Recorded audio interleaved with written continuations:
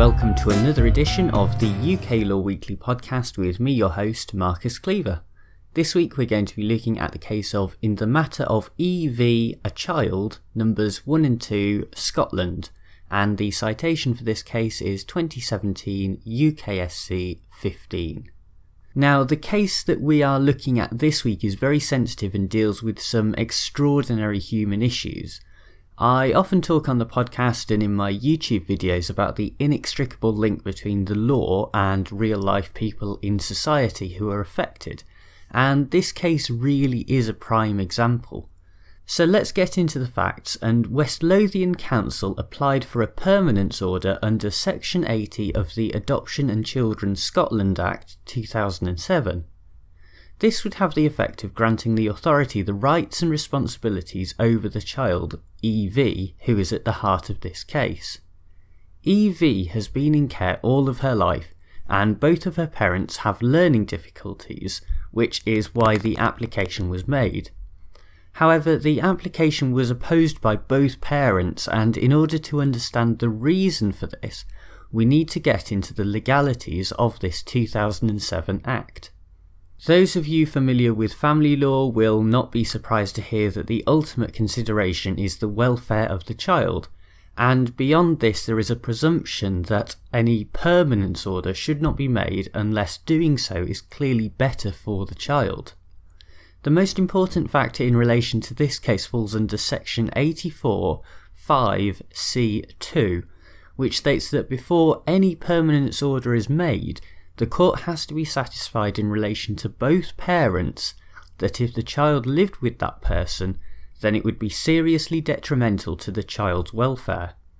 When the judge in the original case came to his or her decision, they examined whether the local authority had made its decision on a proper basis, but they only made a few findings of fact, and none of those related directly to the threshold test that I mentioned under Section 84 5c2.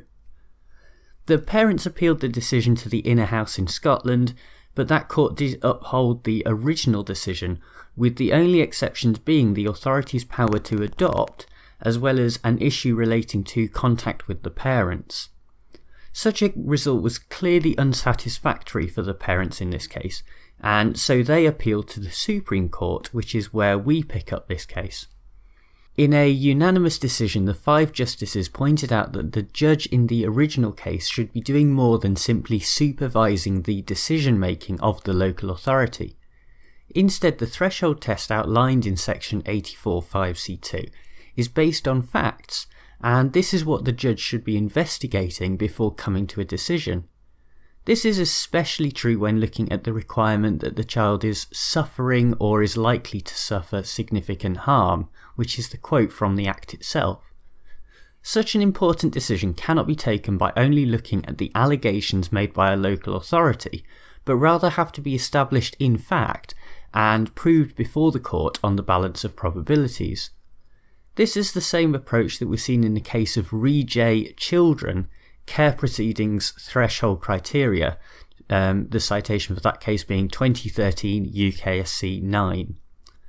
Taking all of this into account, it becomes abundantly clear that the way the judge decided the original case was simply wrong. With such a fundamental flaw in the judgment, it is not possible to remit the case back to the Inner House, but instead the application by West Lothian Council has to be thrown out wholesale. Of course, the point remains that the local authority could now just start again from scratch with a new application for a permanence order. But as the Supreme Court pointed out, the judge in the new case will have to go through all of the evidence again and also take into account any new evidence that has arisen during the interim period. Nevertheless, this case strikes an important blow against the idea that local authorities have an almost completely unfettered power when it comes to deciding what is in the best interest of other people's children. It's not only the case that the courts must play an active fact-finding role as part of this difficult and sensitive process, but also the law in general must establish a balance between protecting the most vulnerable people in our society and maintaining a healthy respect for family life. Well, thank you very much for listening to this podcast episode. If you did enjoy it, make sure to leave a rating and a review on iTunes. That's always very much appreciated. Helps other people to discover the podcast.